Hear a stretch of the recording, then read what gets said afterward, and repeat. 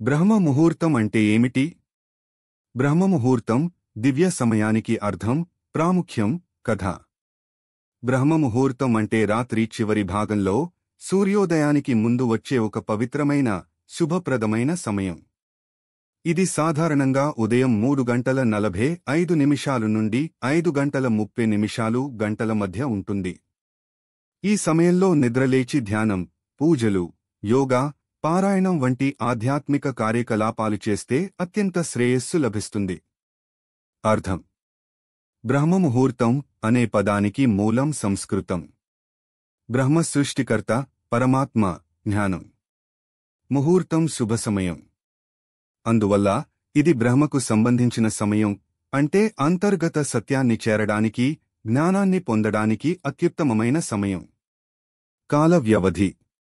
బ్రహ్మముహూర్తం అనేది సూర్యోదయానికి 2 గడియల ముందు, 1 గడియ 24 నిమిషాలు ప్రారంభమై సూర్యోదయానికి 48 నిమిషాల ముందు ముగుస్తుంది. ఉదాహరణకు, సూర్యోదయం ఉదయం 6 గంటలకు ఉంటే బ్రహ్మముహూర్తం ఉదయం 4:24 నిమిషాలకు ప్రారంభమై 5:12కి ముగుస్తుంది. ఎందుకు ప్రత్యేకమైనది? 1. ఆధ్యాత్మికంగా ఈ సమయంలో మనసు ప్రశాంతంగా, నిర్మలంగా ఉంటుంది.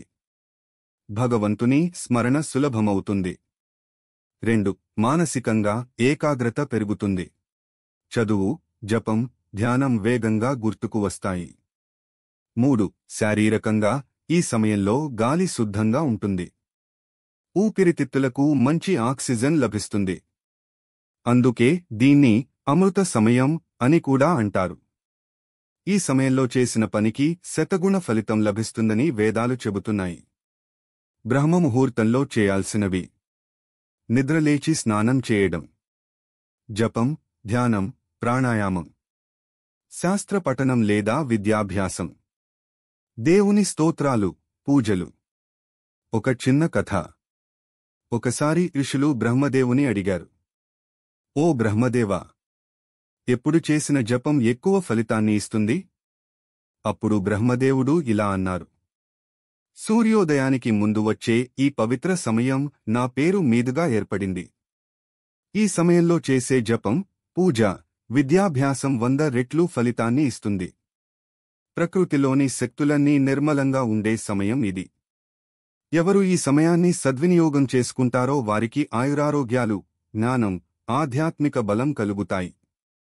ఇదే కారణంగా మహానుభావులు, ఋషులు, యోగులు అందరూ బ్రహ్మముహూర్తంలో లేచి ఆరాధన, అధ్యయనం చేసేవారు. ప్రయోజనాలు: 1. మానసిక శాంతి, భావోద్వేగ స్థిరత్వం. 2. ఏకాగ్రత పెరిగి విద్యలో విజయాలు. 3. శరీరానికి ఆరోగ్యం, దీర్ఘాయువు. 4.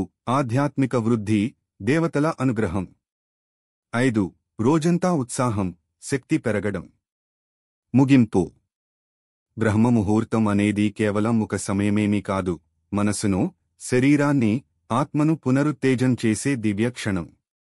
ప్రతిరోజూ ఈ సమయంలో లేచి దైవచింతన, పఠనం, ధ్యానం చేస్తే జీవితం సుసంపన్నం